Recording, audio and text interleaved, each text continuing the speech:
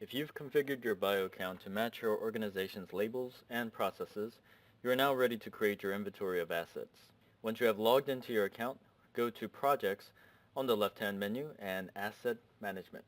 First, create your budget periods by clicking on Budget Timeline. Your facility management budget may be annual or quarterly, and it may be one budget or it may be segmented budgets. With Bio, you have the flexibility to create budgets that match internal allocations. Click Add to create a budget index. In this example, budgets are geographically allocated on an annual basis, from July 1st to June 30th the following year. I simply input the title, the budget amount, and the start and end period. If you have created assets, you can assign particular assets to this budget allocation from this screen. Click Submit. Next, click Add Asset to create a record of each asset under your remit. For example, I am the state facility manager for a chain of daycare centers. I have already added the vehicle and equipment assets for my first center, and now I'm going to add the center's building to the inventory. I just input the asset name and the budget for this asset.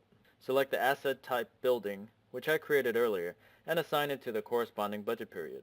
I also have the option to link an existing work order to this project, but I'm going to create one from scratch.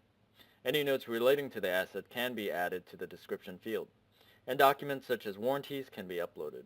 When you're done, hit Submit.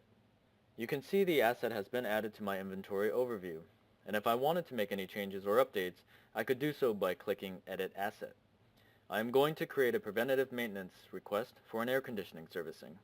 If I had an existing work order for it, I could simply copy it, but as I don't, I'm going to click Create New Work Order. I input the title, choose the project type, choose preventative maintenance as the status, and just in case I've added the work order to the wrong asset, I can update this here. I can delegate a colleague as a point of contact, or leave it blank if I want all correspondence to go to myself. And then I input the asset's location. I decide that I don't want my work order visible in the Bio network, so I uncheck the Publish checkbox and hit Submit. Now documents can be added or copied across from the asset to assist with the work order. I will upload the servicing specifications to my electrical folder and click Submit. From the Trades link, I can add my trade requirements by using the extended search feature and selecting all applicable trade categories for this job. Just click Submit to save. Now all that needs to be done is sending the notification via the Notify options. If I just wanted to notify my preferred team of contractors, I would select Apply for the Notify Preferred Team email option. However, this time I want to extend my options to other contractors in the Bio network, so I choose Notify All Members email, and I hit Submit. Alternatively, I could individually select each contractor to notify using the checkboxes. If you have an agreement with a contractor and you just want to notify that person, you can bypass adding the trade requirement and simply use Fast Track after you've uploaded your project docs. From Fast Track, you search the company or contact to notify using the company name or email address search fields and then select the contact to notify.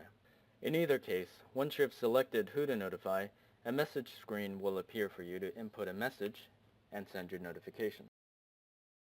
Because I chose to tender the job, I can see from the Tendering Contractors link who has accepted my tender invitation and submitted their quote. Anytime a contractor emails their quote directly, rather than uploading via their Bio account, you can attach their quote from this screen to keep all your files in one place. I've decided who to award the contract to, so I simply click on Award Contractors to select the successful bidder.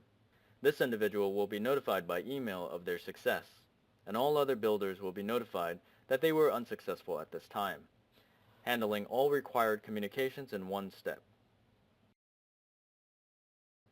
If you wanted to create a work order for a time in the future, just schedule the notification for a future date before going through the notify steps. In my overview screen, you'll see that the quote from my successful bidder has been added to the awarded cost field, and my budget has been updated correspondingly.